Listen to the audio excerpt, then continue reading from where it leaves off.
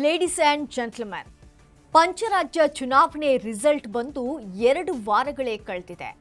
ಕೆಲ ರಾಜ್ಯಗಳಲ್ಲಿ ನೂತನ ಸಿಎಂ ಯಾರು ಅನ್ನೋದನ್ನ ಫೈನಲ್ ಮಾಡಿ ಪ್ರಮಾಣ ವಚನ ಸ್ವೀಕಾರ ಕೂಡ ಆಯಿತು.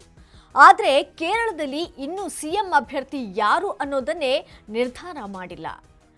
ಬಟ್ ಕೇರಳದಲ್ಲಿ ಮೂವರ ನಡುವೆ ಟಫ್ ಫೈಟ್ ಅಂತೂ ಇದ್ದೇ ಇದೆ. ಹಾಗಾದ್ರೆ ಕೇರಳ ನೂತನ ಸಿಎಂ ಯಾರು?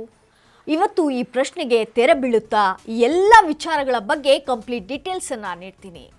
ಎಸ್ ವೀಕ್ಷಕರೇ, ನೆಲ ಜಲ ಭಾಷೆಗಾಗಿ ಪ್ರಾಮಾಣಿಕ ಪತ್ರಿಕೋದ್ಯಮ. ನೀವು ನೋಡ್ತಾ ಇದ್ದೀರಾ ಫೋಕಸ್ ಟಿವಿ. ನಾನು ರೂಪಲತಾ.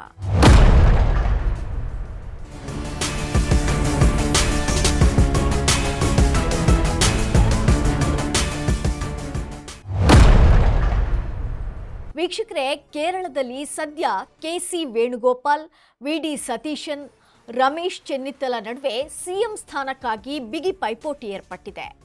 ರಮೇಶ್ ಚೆನ್ನಿತ್ತಲ ಹರಿಪಾಡ್ ಕ್ಷೇತ್ರದ ಶಾಸಕ ಮತ್ತು ಕಾಂಗ್ರೆಸ್ ಕಾರ್ಯಕಾರಿ ಸಮಿತಿಯ ಖಾಯಂ ಸದಸ್ಯ. ಇವರು ಮಹಾರಾಷ್ಟ್ರ ಕಾಂಗ್ರೆಸ್ ಉಸ್ತುವಾರಿಯಾಗಿಯೂ ಕಾರ್ಯನಿರ್ವಹಿಸುತ್ತಿದ್ದಾರೆ. ವಿಡಿ ಸತೀಶನ್ ಪರವೂರು ವಿಧಾನಸಭಾ ಕ್ಷೇತ್ರದಿಂದ ಸತತ 6ನೇ ಬಾರಿಗೆ ಶಾಸಕರಾಗಿ ಆಯ್ಕೆಯಾಗಿದ್ದಾರೆ. ಇದರ ಜೊತೆಗೆ ಕೇರಳ ವಿಧಾನಸಭೆಯ ವಿರೋಧ ಪಕ್ಷದ ನಾಯಕರಾಗಿದ್ದರು. ಇನ್ನು ಕೆಸಿ ವೇಣುಗೋಪಾಲ್ ಎಐಸಿಸಿ ಪ್ರಧಾನ ಕಾರ್ಯದರ್ಶಿಯಾಗಿದ್ದು ರಾಹುಲ್ ಗಾಂಧಿಯ ಅತ್ಯಂತ ನಿಕಟವರ್ತಿಯಾಗಿದ್ದಾರೆ.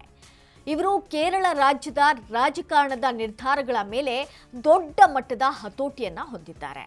ಈಗ ಕೇರಳ ಸಿಎಂ ಸ್ಥಾನಕ್ಕೆ ಕೆಸಿ ವೇಣುಗೋಪಾಲ್ ಹೆಸರು ತೀರಾ ಬಲವಾಗಿ ಕೇಳಿಬರ್ತಿದೆ. ಈವನ್ ಲೋಕಸಭಾ ವಿಪಕ್ಷ ನಾಯಕ ರಾಹುಲ್ ಗಾಂಧಿ ಕೂಡ ವೇಣುಗೋಪಾಲ್ ಅವರನ್ನ ಸಿಎಂ ಮಾಡಲು ಹೆಚ್ಚಿನ ಒಲವು ಹೊಂದಿದ್ದಾರೆ. ತಮಿಳುನಾಡಲ್ಲಿ ವಿಶ್ವಾಸಮತ ಪಡೆಯಲು ಸರ್ಕಸ್ ಮಾಡಿ ಕೊನೆಗೂ ವಿಜಯ್ ನೇತೃತ್ವದ ಟಿವಿಕೆ ಪಕ್ಷ 144 ಬಹುಮತ ಪಡೆದರು. ಇಷ್ಟೊಂದು ಗೊಂದಲವಿದ್ದಂಥ ತಮಿಳುನಾಡಲ್ಲೇ ಸಿಎಂ ಪ್ರಮಾಣ ವಚನ ಸ್ವೀಕರಿಸಿ ಆಗಿದೆ.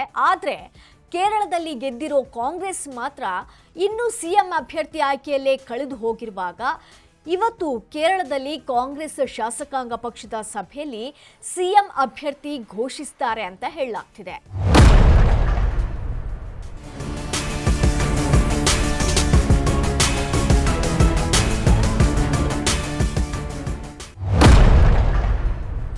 ಒಟ್ನಲ್ಲಿ ಎಲ್ಲರ ಚಿತ್ತ ಈಗ ಕೇರಳದತ್ತ ನೆಟ್ಟಿದೆ. ಇವತ್ತು ಎಲ್ಲಾ ಪ್ರಶ್ನೆಗಳಿಗೆ ಉತ್ತರ ಸಿಗುತ್ತಾ ಅನ್ನೋದನ್ನ ಕಾದು ನೋಡಬೇಕಾಗಿದೆ. ಇದು ಈ ಕ್ಷಣದ ಪೊಲಿಟಿಕಲ್ ಅಪ್ಡೇಟ್. ನೆಲ ಜಲ ಭಾಷೆಗಾಗಿ ಪ್ರಾಮಾಣಿಕ ಪತ್ರಿಕೋದ್ಯಮ. ನೋಡ್ತಾ ಇರಿ ಫೋಕಸ್ ಟಿವಿ.